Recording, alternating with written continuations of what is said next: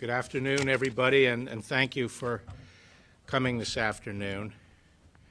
I'm pleased to be in Milwaukee today, and I'm joined by the United States Attorney Matt Kruger of the Eastern District of Wisconsin, Special Agent in Charge Robert Bell of the United States Drug Enforcement Administration, Administrator Brian O'Keefe of the Wisconsin Department of Justice's Division of Criminal Investigation, Inspector Paul Formolo of the Milwaukee Police Department, Waukesha County Sheriff Eric Severson, and Chief Jay Johnson of the City of Greenfield Police Department. As I've said many times before, the first duty of government is to protect the safety of its citizens. And it's only with personal safety firmly secured that Americans can live freely. The recent surge in violent crime that we have seen in a number of our great cities is a threat not only to innocent lives, but also to our way of life. Now, protecting the safety of the citizens, dealing with violent crime is primarily the responsibility of state and local law enforcement. But for the past several decades, the federal government, specifically the Department of Justice, has tried to support those efforts through a joint task force approach, and we've leaned forward for many years to provide additional resources and to work cooperatively with our state and local partners to attack the problem of violent crime. Recently, we launched Operation Legend, starting in July in Kansas City, and we rapidly expanded it to 8 other cities that were experiencing increases in violent crime. Through Operation Legend, we have dedicated over 1,000 federal agents and tens of millions of dollars to these cities.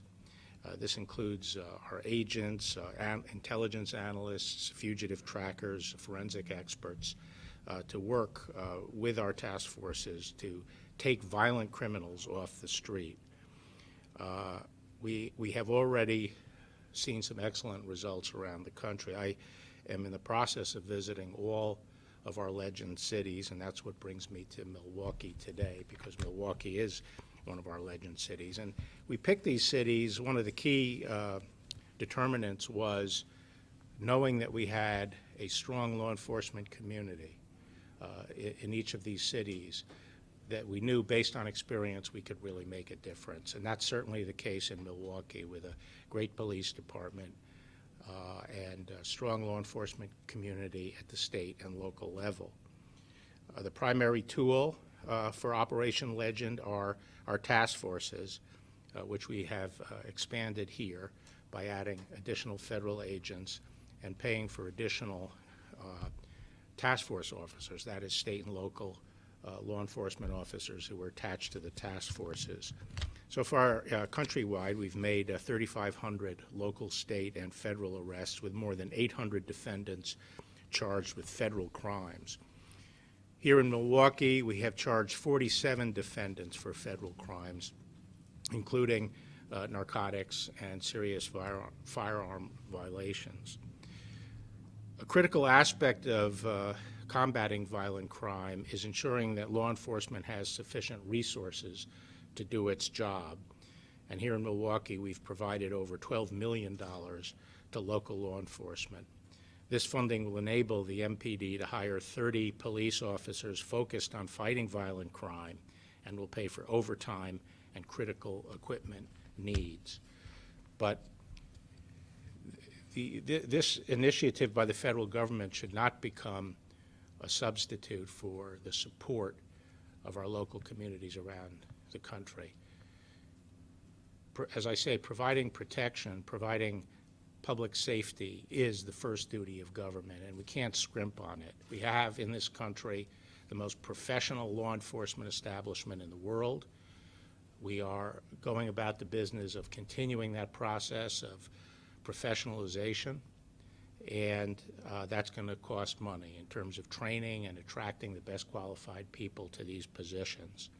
So you get what you pay for, and here in the United States, we have to give priority to investing in our police forces, which are the front line of providing public safety. And our investment here we are already seeing some positive signs. Now, in some cities, legend cities, we've seen dramatic reductions very quickly in the number of homicides and violent crime generally. Here, we've seen 27% drop in non-fatal shootings since the launch of Operation Legend. And while we're pleased with that, there's still a lot of work to be done because, unfortunately, we haven't seen a corresponding drop yet in homicides, which is on a pace to double last year's totals. But by working together, we think we will see that rate start to come down. We think the nonviolent shooting is perhaps a lead indicator. One of the primary drivers of violent crime across the country and here in Milwaukee is illicit drug trafficking. And for this reason, part of Operations Legend strategy for Milwaukee has included joining federal, state, and local law enforcement's resources to target violent drug trafficking organizations. And I'm pleased to announce a significant development in these efforts today. Today, 26 defendants were charged with offenses related to a violent drug trafficking organization that has been smuggling cocaine and marijuana from California here to Milwaukee for distribution.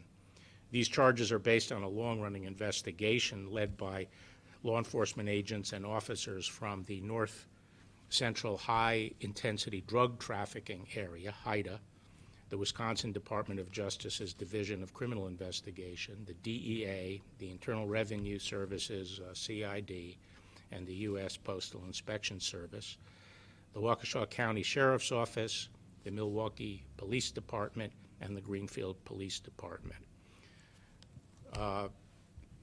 Bringing this investigation to fruition required significant resources, and it was Project Legend that was able to make those resources available so this investigation could come to a successful conclusion.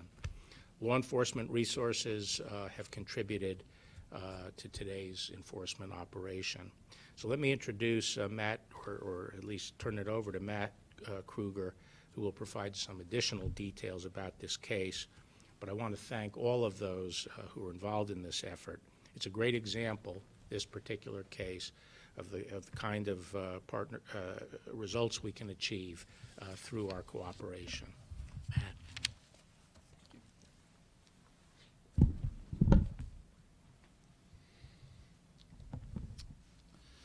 Good afternoon.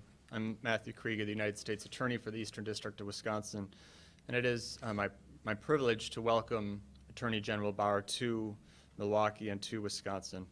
Under his leadership, the Department of Justice has focused intensely on reducing violent crime and making Milwaukee safer. I want to especially thank him for the resources that he has helped muster to Milwaukee.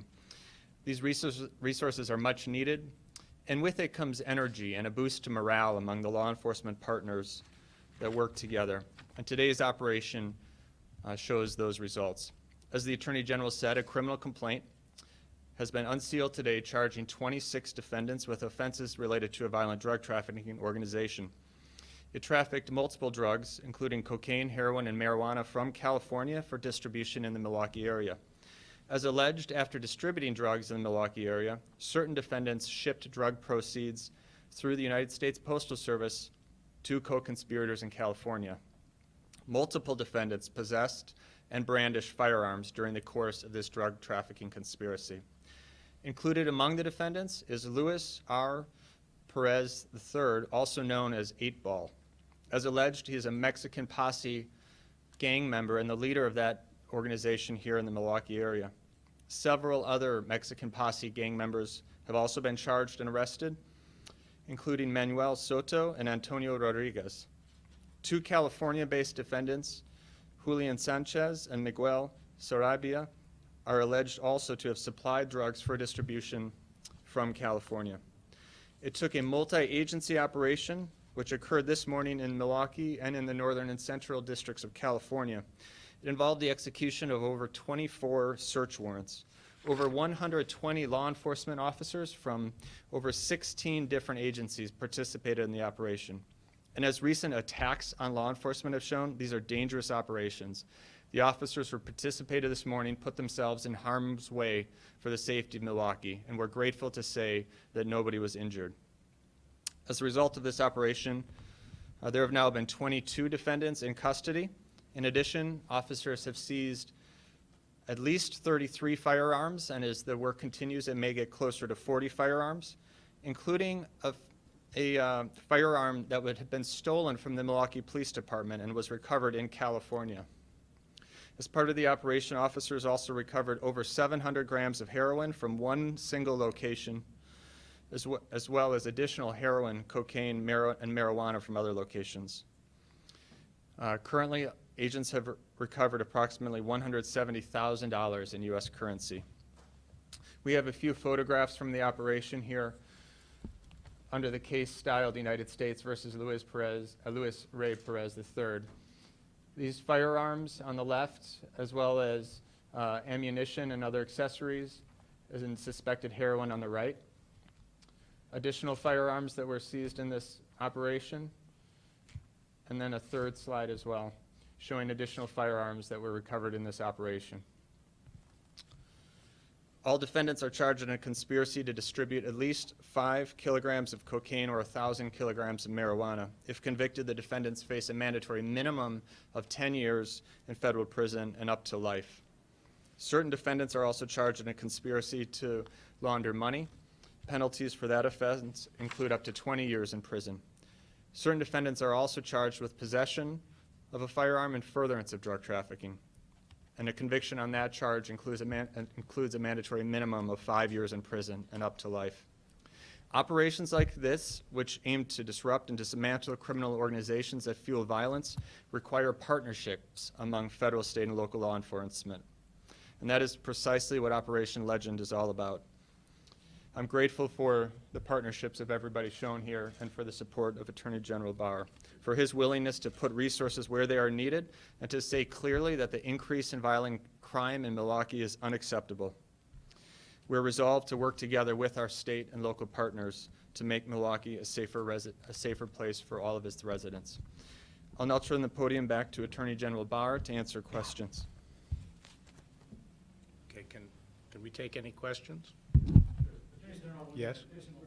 I'm sorry, I'll get right here. Mr. Barr, were you, when you were talking about this being strong law enforcement, were you by chance criticizing Milwaukee's mayor who was proposing in his budget a reduction in police positions?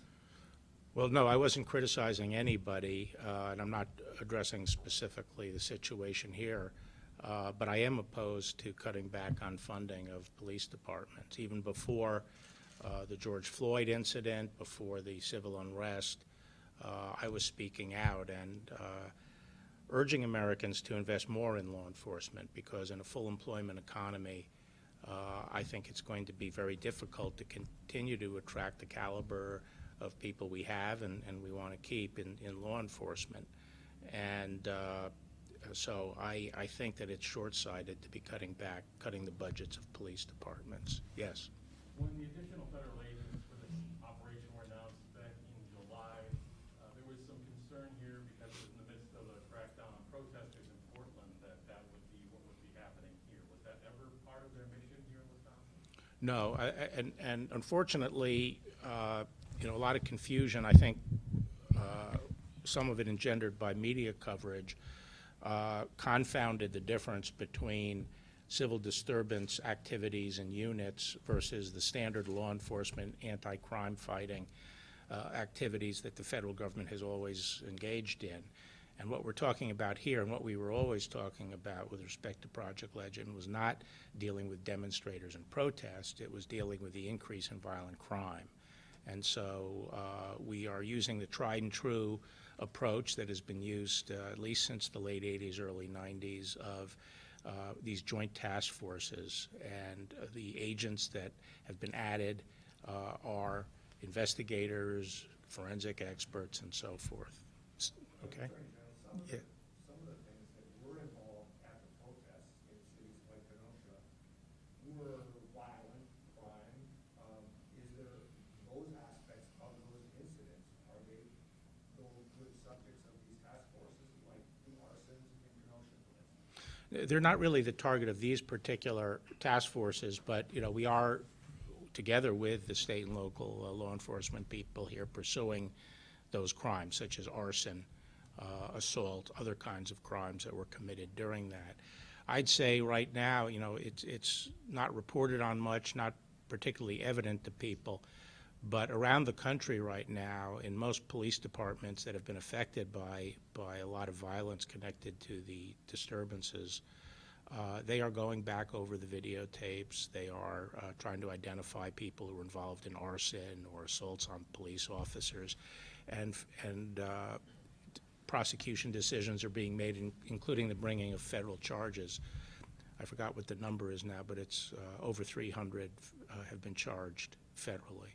Today, Representative Stile, U.S. Congressman Stile from Wisconsin, asked, I think, your department generally to investigate the sources of some of the groups that have come to Kenosha and other places, to investigate the sort of funding and organization. Is that something you've seen that request yet, or and if you have you decided to take any action on it?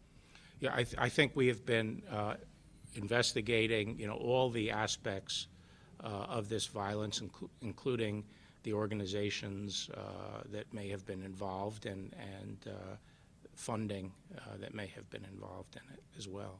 That is underway. Yes. Something you mentioned earlier in your speech is that some Milwaukeeans may not feel that violent crime is really taking a hit here in Milwaukee. What can they expect next from you all in terms of tackling this problem locally? They can expect us to invest in success, and as we see some of the nonviolent, the non-fatal shootings go down, I think we're going to continue to press as hard as we can. I was just discussing what we're going to do with our 9 cities now. Originally, we had a short time frame for augmenting the resources, but now we're going to extend it because we are seeing some good results. And as long as we're taking chronic violent offenders off the street, we're going to double down and continue to push. And additionally, something you've also said is that there has been this national cry to defund law enforcement. It sounds like that's obviously something you strongly disagree with. What do you tell those people who live in this community who say you're not supporting what we want? I would say that some communities that have not supported their police are now losing their police, and the police they have are not, for obvious reasons, willing to put their life on the line and take extra risk if they don't feel they're going to be supported. And now we're seeing some of the populations in those cities calling for the police. So I think it's just irrational to want to defund the police. It's like it's like the United States disarming unilaterally. Protecting the people is the first duty of government. Federal Judge Conley ruled yesterday about giving more people more time to return absentee ballots. Have you seen that decision? Can you talk in general about the election and legal insecurity going into it? Well, I'm not going to discuss that particular opinion and the situation in Wisconsin. Obviously, I've been outspoken and concerned about, a last-minute shift to universal mail-in ballots because I think our country is very closely divided, and I think we should be taking steps to assure people of the integrity of the election, not creating situations where people might feel that fraud was involved or that they can't have faith in the outcome of an election. What this country has going for it more than anything else is the peaceful transfer of power, and that is accomplished through elections that people have confidence in, and so we should be doing everything to support that confidence. How specifically do you feel that Operation Legend is going to help curb the homicides here in Milwaukee? We just saw a tweet out from the medical examiner's office saying that the county's on track to record more than 200 homicides this year, and even with Operation Legend intact these past couple of months, the homicides are still skyrocketing. Yeah, well, I said that in my opening remarks that it's still on a pace to homicides, and we want to see that come down. And I think the law enforcement activity, the results, the increased arrests and the increased activity of law enforcement is capable of having a significant effect. But the other ingredients that goes into that are the rest of the criminal justice system. For most of the time I've been involved with law enforcement, I think it's been pretty constant that the police do a good job, the police level of law enforcement. But I think the system that's supposed to back them, the court system, has largely failed and is rapidly returning people to the streets. And that's in some places in the federal system, some places in the state system. And so one of the drivers of crime, I think, right now has been the release of prisoners, who have violent records, as well as the disposition of judges not to keep people on pretrial detention who are threats to the community. And I think that is fanning a lot of the crime, because violence is, predatory violence in particular, is not something that just pops into somebody's head. Usually they have a long history of violence. So I think that the strengthening the police level of activity is sort of table stakes. You have to do it if you're going to decrease crime. But I think we also need to address the rest of the criminal justice system, which is taking a weaker and weaker approach to dealing with violent offenders. A lot of the crime in this city are committed by people who have long criminal history records and are out on parole or probation, or haven't been detained before trial, notwithstanding their long criminal histories of violence.